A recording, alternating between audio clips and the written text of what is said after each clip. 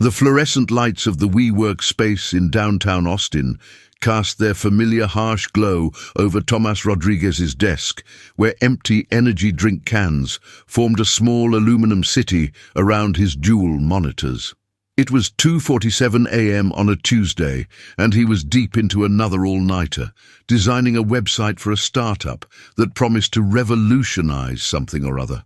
His reflection in the dark window showed what 3 years of this lifestyle had done. The sharp jawline from his college soccer days had disappeared under soft flesh. His once athletic frame now carried 40 extra pounds, and his eyes held the exhaustion that no amount of caffeine could cure. The breaking point came without warning. Tomas stood up to grab another Red Bull from the office fridge when the room suddenly tilted. His vision blurred, his heart hammered against his ribs like a caged animal, and he found himself gripping the edge of his desk, waiting for the world to steady itself. The panic attack lasted only minutes, but it felt like hours.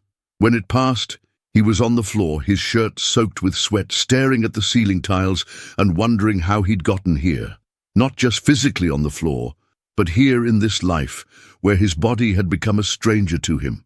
The next morning, after calling in sick for the first time in 2 years, Tomas sat in his apartment in East Austin, surrounded by the detritus of his lifestyle.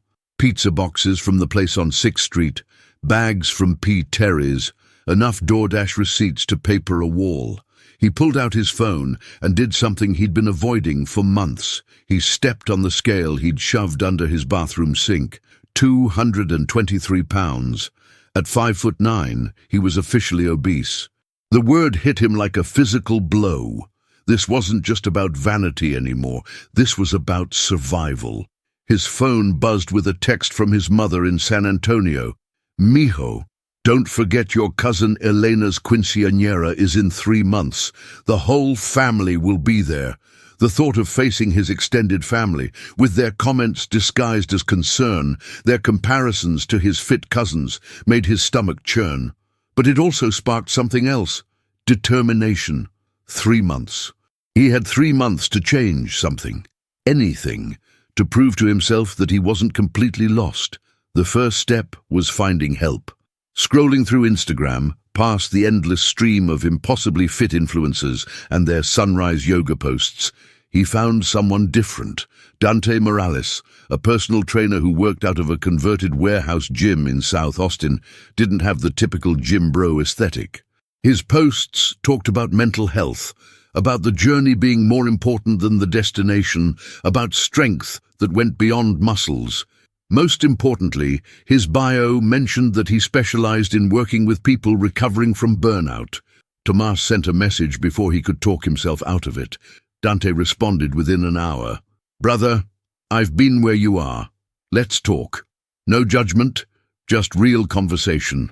They met that afternoon at a coffee shop on South Congress. Dante was in his early 40s, with the kind of fitness that came from function rather than aesthetics, wearing a faded Selena t-shirt and work boots. He listened without interrupting as Tomas spilled out his story. The 70-hour work weeks, the diet of convenience and comfort, the growing disconnection from his own body, the panic attack that had brought him to this moment. "First thing," Dante said, stirring his black coffee, "forget everything you think you know about fitness from social media. This isn't about becoming someone else. It's about finding who you are under all the stress and sedentary habits. We're going to start slow, build sustainable habits, and we're going to address the why, not just the how." He pulled out a notebook, old-school pen and paper. "Tell me about the last time you felt good in your body. Really good." Tomas thought back, past the years of deadline-driven existence. "College, I played intramural soccer. Nothing serious, but I loved it. The feeling after a game, tired but alive, you know? And Sunday mornings, I'd go for runs around Lady Bird Lake before the heat got bad. I'd stop at that taco truck on Cesar Chavez for breakfast." Dante smiled. "That's where we start. Not with some extreme program, but with reconnecting to what you loved. Can you give me 3 mornings a week?" The first workout was humbling. The warehouse gym, Hierro Fitness, was unlike any gym Tomas had seen. Old shipping containers served as changing rooms. Murals covered every wall with images of Latino athletes and inspirational quotes in Spanish and English, and the equipment was basic but solid. The clients were diverse. Construction workers getting in early morning sessions, nurses coming off night shifts, other tech workers trying to combat their desk-bound lives. There was a sense of community that the sterile corporate gyms lacked. Dante started him with just walking on the treadmill, but at an incline. "We're building a foundation," he explained. "Your cardiovascular system needs to remember how to work. Your joints need to adapt. This isn't about burning maximum calories today, it's about being able to show up tomorrow." After 20 minutes of walking, they moved to basic bodyweight exercises. Tomás could barely manage 5 push-ups. His squats were shaky. The plank position lasted all of 15 seconds before his core gave out, but Dante didn't let him spiral into shame. "You showed up. That's 90% of it. The rest is just time and consistency." After the workout, they sat on the loading dock behind the gym, Austin's skyline visible in the distance. Dante shared his own story, how he'd been a successful marketing executive, how the stress had driven him to alcohol and cocaine, how he'd lost everything before finding his way back through fitness. "It saved my life, literally, but not the way you think.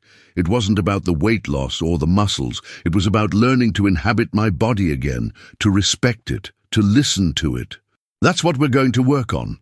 The second crucial meeting came through Dante's recommendation. Sol Gutierrez was a nutritionist who operated out of a small office near the Mueller development, but her approach was anything but clinical. Her space was decorated with plants and photographs from her grandmother's ranch in the hill country. She greeted Tomás with warmth that immediately put him at ease. "Dante told me about you. Let's talk about your relationship with food. Not your diet, but your relationship." The conversation that followed was unlike any nutrition consultation Tomás had expected. Saul asked about his childhood meals, about what his mother cooked, about the emotions tied to different foods.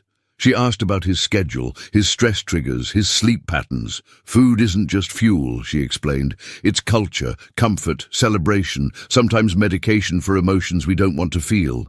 We can't change your eating without understanding what role food plays in your life beyond nutrition." She didn't hand him a rigid meal plan. Instead, she gave him a framework. Protein at every meal, vegetables taking up half the plate, complex carbohydrates in moderation. But most importantly, no guilt. Guilt about food becomes shame about self, and shame doesn't create lasting change. 6 weeks into his transformation, Tomás had established a rhythm that felt foreign yet increasingly necessary. Monday, Wednesday, and Friday mornings at 5:30 a.m., he'd drive through Austin's empty streets to Hierro Fitness, where Dante would put him through progressively challenging workouts. The walking had evolved into jogging intervals. The 5 push-ups had become 15. The 15-second plank now stretched to a full minute. But more than the physical progress, it was the mental shifts that surprised him. The warehouse gym had become a sanctuary. In the pre-dawn darkness, with cumbia music playing softly through the speakers and the sound of weights clanking like an industrial symphony, Tomás found a peace that eluded him everywhere else. The other regulars had begun to acknowledge him with nods and fist bumps. There was Carlos, the construction foreman who could deadlift 400 pounds, but always took time to encourage newcomers. There was Maria, the night shift nurse who trained with fierce intensity before heading home to her kids. There was Jimmy, another tech worker who'd been where Tomás was a year ago and now moved through workouts with quiet confidence. One morning, Dante introduced a new element: boxing. "It's not about fighting," he explained, wrapping Tomás's hands with practiced efficiency. "It's about presence. When you're hitting the bag, you can't be anywhere else. You can't think about work or worry about the future. You have to be completely here." The first session was awkward, Tomás's punches lacking coordination and power. But something about the rhythmic impact, the way his whole body had to work together, the satisfying thud of glove against leather, awakened something primal and necessary. The nutrition journey with Sul had taken unexpected turns. She'd introduced him to the farmers' markets that Austin was famous for, teaching him to shop seasonally and locally. "Your grandmother would have known this intuitively," Sul said, as they walked through the Saturday market at Republic Square Park. "Eat what grows near you when it grows. Your body evolved to process these foods." She taught him simple cooking techniques that transform vegetables from obligation to pleasure. Roasted Brussels sprouts with lime and chili, cauliflower rice seasoned with cumin and cilantro, sweet potatoes mashed with cinnamon and a touch of butter. But it wasn't all smooth progress. Week 7 brought the first major setback. A work crisis, a client threatening to pull out of a major project, sent Thomas spiraling back into old patterns.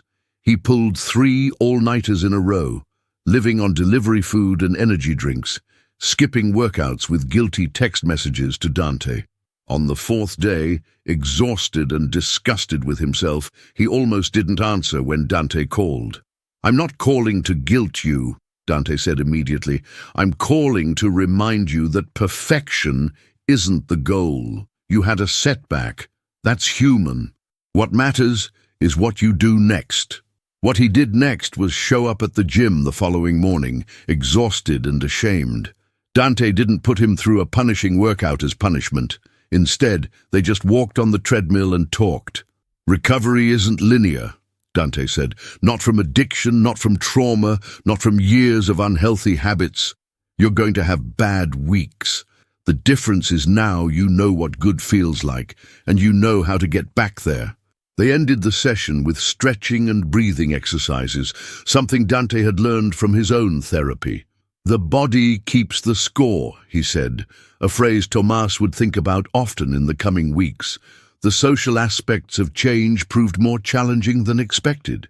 His co-workers at the shared workspace noticed his new habits, and not all reactions were supportive. Some made jokes about his meal prep containers, calling him Gym Bro with an edge of mockery. Others seemed threatened by his changes, as if his decision to get healthy was an implicit judgment of their lifestyle. The happy hour invitations dried up when he started declining more often than accepting. The late-night Slack messages about grabbing beers were redirected to others. It was during this period of social adjustment that Thomas met Isabella at the gym. She was a photographer who worked out of a studio in East Austin, coming to Hierro Fitness in the evenings, when Thomas occasionally made up missed morning sessions. Their first conversation happened over the water fountain, both catching their breath after particularly brutal sets. "You're the designer Dante mentioned," she said, "the one documenting his journey." Thomas had indeed been posting about his transformation, not for likes, but for accountability. "It's brave," Isabella continued. "Most people hide their struggles. You're showing the whole process." Isabella became an unexpected ally. She understood the creative industry's demands, the pressure to always be available, the way passion could become exploitation. She'd been through her own journey 2 years earlier, after a burnout that left her hospitalized with stress-induced gastritis. "I learned that you can't create from an empty well," she told him over post-workout smoothies at Juiceland. "Taking care of yourself isn't selfish. It's necessary for sustainable creativity." She introduced him to other creatives who'd made similar changes, slowly building a new social circle that supported his healthier lifestyle. The 2-month mark brought a moment of reckoning. Thomas stood in front of his bathroom mirror, something he'd avoided for years. The changes were visible but not dramatic. He'd lost 18 pounds, but more importantly, his body had begun to reshape itself. His shoulders were broader, his posture straighter, his face had definition that had been hidden under puffiness. But what struck him most was his eyes. They looked clearer, more present, less haunted by the constant anxiety that had been his companion for so long. That weekend, he drove to San Antonio to visit his parents. His mother, Rosa, noticed the changes immediately, not just physical, but energetic. "Mijo, you look like yourself again," she said, touching his face gently. His father, more reserved, showed his approval by inviting Tomas to join him for his morning walk, something they hadn't done together in years. As they walked through Brackenridge Park, his father shared his own health struggles, the diabetes diagnosis he'd been managing, the fear he'd felt about Tomas following the same path. "I didn't know how to talk to you about it," he admitted. "You seemed so successful, so driven. I didn't want to add more pressure." The conversation opened floodgates. They talked about family patterns, about the men in their lineage who'd worked themselves into early graves, about the culture of sacrifice that sometimes became self-destruction. His father revealed that he'd been seeing a therapist, something unheard of in his generation. "Your generation is teaching us old dogs new tricks," he said with a sad smile. "Maybe it's not too late for any of us to change." The third month arrived with Austin's brutal summer heat, transforming outdoor workouts into tests of will. Tomas had progressed to running 3 miles without stopping, but doing so in 90-degree heat at 6 a.m. required a different level of commitment. Dante had introduced trail running at the Barton Creek Greenbelt, where the tree cover provided some relief, and the natural terrain challenged different muscles. "Running on trails is meditation," Dante explained during their first trail session. "You can't zone out. Every step requires attention. It brings you into your body in a way treadmills never will." It was during one of these trail runs that Tomas had what he would later describe as his breakthrough moment.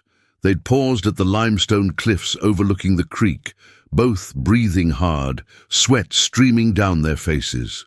The sunrise filtered through the cypress trees, and suddenly Tomas felt entirely present in his body in a way he hadn't experienced in years. Not thinking about work, not worried about his appearance, not planning the next task, just existing, breathing, feeling his heart pump blood through his veins. "This," he said to Dante, "this is what I've been missing, not just fitness, this connection." Sewell had evolved his nutrition plan as his activity increased. She introduced him to intuitive eating principles alongside the structured approach. "Your body is getting smarter," she explained during one of their bi-weekly check-ins. "It's starting to crave what it needs rather than what stress tells it to want. Listen to those signals." She was right. Tomas found himself actually wanting the salmon and quinoa bowl over the burger, not from discipline but from genuine preference. His taste buds had recalibrated. Processed foods now tasted artificially intense, while fresh foods revealed complexities he'd never noticed. The workplace dynamic had shifted as well. Tomas had established firm boundaries about his workout times, blocking off his calendar and treating training sessions as unmissable meetings. Initially, this caused friction with clients who expected 24/7 availability, but something unexpected happened. His work improved. The clarity that came after morning workouts translated into more creative solutions. The energy from proper nutrition meant he could focus intensively for shorter periods rather than grinding through marathon sessions. His project manager, Jennifer, pulled him aside one day. "Whatever you're doing, keep doing it. Your output has never been better." With Elena's quinceañera approaching, Tomas faced a new challenge: social eating in cultural contexts. Mexican-American celebrations meant tables groaning with food, relatives pushing seconds and thirds, the equation of food with love and acceptance. Sewell helped him strategize. "You don't have to reject your culture to be healthy," she said. "Choose the foods that honor both your heritage and your health. Have the mole. It's full of complex flavors and nutrients. Skip the third helping of rice. Dance more. That's exercise too." She taught him phrases to deflect food pushing without offense, ways to participate in celebration without overindulgence. Isabella had become a regular workout partner and close friend. Their evening sessions evolved into a routine: workout, smoothies, then walking through the South Congress District, talking about everything from art to anxiety. She was documenting his transformation with her camera, creating a visual narrative that went beyond before and after photos. "I want to capture the in-between," she explained. The moments of doubt, the small victories, the way your relationship with yourself is changing. The photos she took showed things Tomas hadn't noticed. The way he now stood taller, how his hands had stopped constantly fidgeting, the genuine smile that had replaced his performative one. A major test came when his startup client demanded a complete redesign with a 48-hour deadline. Old Tomas would have immediately cancelled everything, stocked up on energy drinks, and disappeared into work. New Tomas took a different approach. He communicated realistic expectations, worked in focused 90-minute blocks with movement breaks, and maintained his morning workout, though shortened. When he delivered the project on time, without sacrificing his health routines, it felt like a bigger victory than any weight loss milestone. Dante introduced strength training with more intensity as Tomas's base fitness improved. Deadlifts, squats, bench press, movements that required total body engagement and mental focus. Strength training isn't about becoming huge, Dante explained. It's about functional power, bone density, metabolic health. It's about being capable in your body.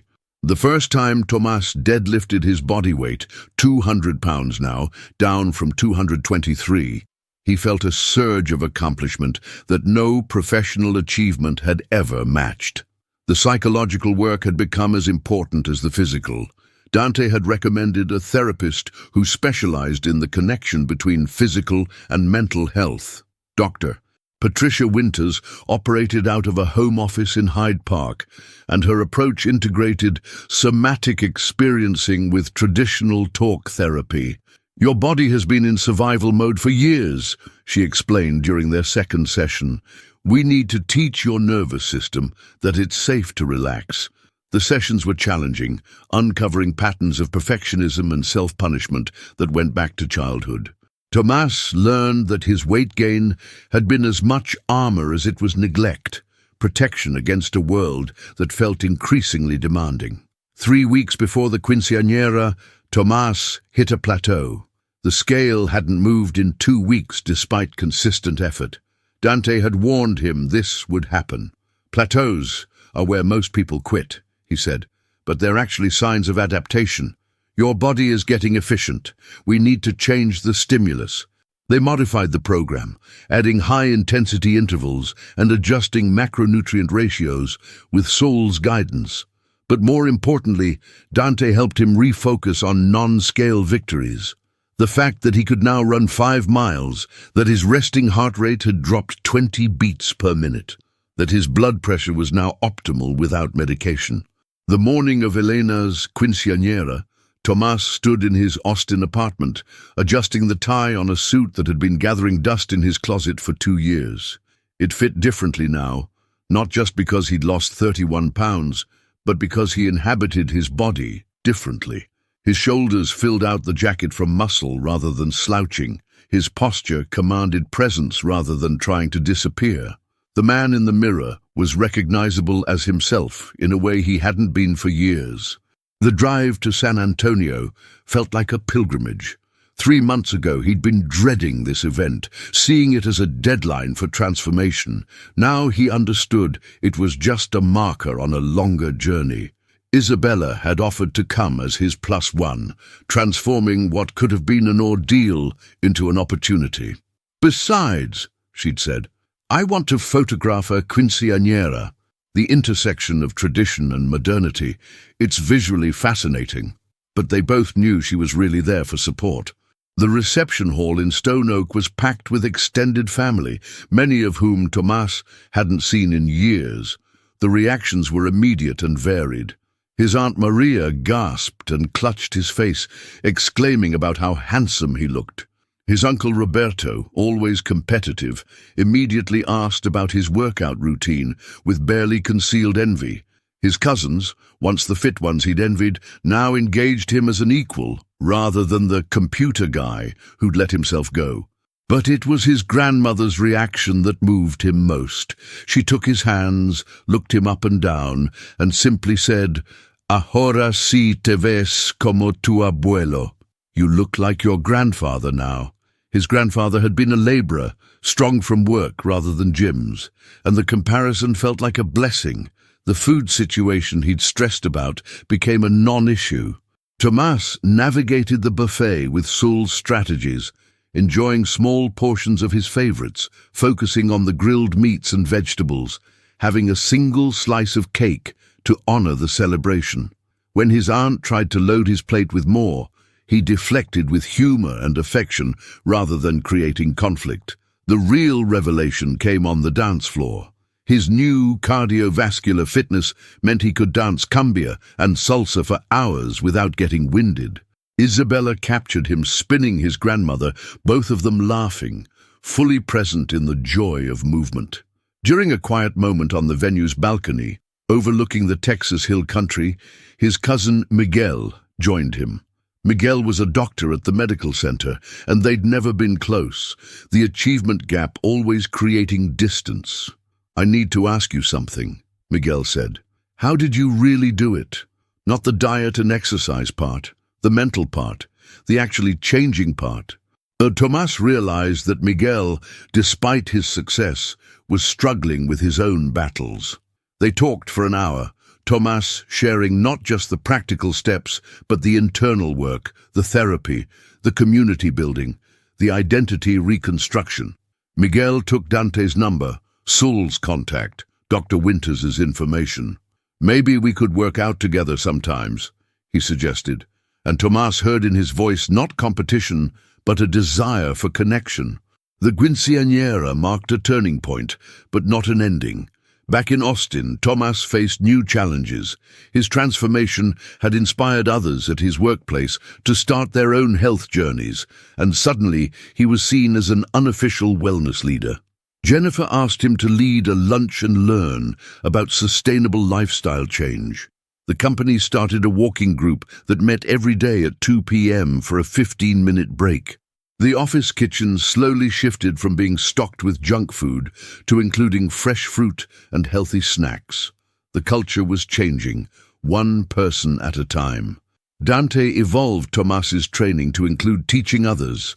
"The best way to solidify your own practice is to share it," he said. Tomas started assisting with beginner classes at Hierro Fitness, helping people who were where he'd been months ago. Seeing their struggles and breakthroughs gave him perspective on his own journey. One morning, helping a new client named Robert do his first assisted pull-up, Tomas remembered his own first day, barely able to do 5 push-ups. The circular nature of growth became apparent. You climb the mountain not to stay at the top, but to help others find their path. Saul introduced him to the concept of seasonal eating and cultural food reclamation. They spent Saturday mornings at farmers' markets, then cooking traditional Mexican dishes with healthy modifications. Cauliflower tortillas that actually tasted good, black bean brownies that satisfied chocolate cravings while providing protein, agua frescas made with minimal sugar and maximum fruit. "Health doesn't mean abandoning your culture," Saul insisted. "It means taking the wisdom from it and adapting it to modern needs." These cooking sessions became social events, with Isabella documenting them and other friends from the gym joining. Community formed around food in a healthy way. The 6-month mark arrived with little fanfare. Tomas had stopped obsessively tracking every metric, though he still maintained awareness. He'd lost 43 pounds total, but more importantly, he'd gained strength, endurance, flexibility, and peace. His body fat percentage had dropped from 32 to 18%. His blood work showed optimal levels across all markers. But the real measurements were qualitative. The ease with which he moved through the world, the absence of the constant anxiety that had been his companion, the joy he found in physical challenges, the deepened connections with others who'd supported his journey. Dr. Winters helped him process the identity shift. "You're experiencing post-transformation integration," she explained. "The person you were and the person you've become need to merge into who you are now. It's not about rejecting your past self, but incorporating those experiences into your current identity." They worked on narrative coherence, understanding his story not as a before and after, but as a continuous evolution. The sedentary years weren't wasted. They were necessary for him to understand the value of health. The crisis wasn't a failure, it was a catalyst. One evening, after a particularly intense boxing session, Dante and Tomas sat on the gym's loading dock, watching the sunset paint Austin's skyline orange and pink. "You know you've graduated, right?" Dante said. "You don't need me anymore. You've got the tools, the knowledge, the discipline." Tomas felt a moment of panic at the thought of losing this anchor. But Dante continued, "Which is why I want to offer you something different. Not client and trainer, but partners. Help me expand this gym's mission. Bring in the tech community, bridge those worlds, make wellness accessible to people who think they don't have time for it." The offer represented everything Tomas had learned. That transformation wasn't a destination, but a doorway. That individual change could catalyze community change. That health wasn't separate from life, but integral to it. He thought about the designer hunched over computers at 3 a.m., the entrepreneurs sacrificing their bodies for their dreams, the creative minds trapped in deteriorating vessels. He thought about his grandmother's words at the quinceañera, about looking like his grandfather, about strength being heritage as much as burden. As Austin transitioned into evening, the city's lights beginning to twinkle like ground-level stars, Tomas gave his answer. "Yes, but on one condition. We document everything. Not just the successes, but the struggles. Not just the transformations, but the daily choices. We show people that change is possible, but also that it's okay to be human in the process." Dante extended his hand, calloused from years of lifting both weights and people's spirits. They shook on it, two men who'd found brotherhood in the pursuit of becoming themselves. The journey from sedentary to fit had never been just about the body. It had been about reclaiming agency in a world that encouraged passive consumption.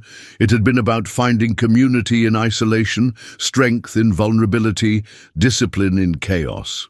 As Tomas drove home through Austin's perpetually congested streets, he thought about tomorrow's 5:30 a.m. workout, not with dread, but with anticipation. The alarm would ring, and he would rise, not because he had to, but because he'd learned that showing up for yourself was the first step in showing up for everything else. His phone buzzed with a message from his mother, a photo from the quinceañera, him dancing with his grandmother, both of them mid-laugh, fully alive. "Mijo, you look happy," the message read. Not thin, not fit, not successful. Happy. Tomas saved the photo, understanding finally that the weight he'd lost was never really about pounds. It was about shedding the stories that no longer served him, the armor that had become a prison, the fear that had masqueraded as fat. Tomorrow would bring new challenges, but tonight, in his small Austin apartment, with his meal prep containers ready and his gym bag by the door, Tomas Rodriguez was exactly where and who he needed to be.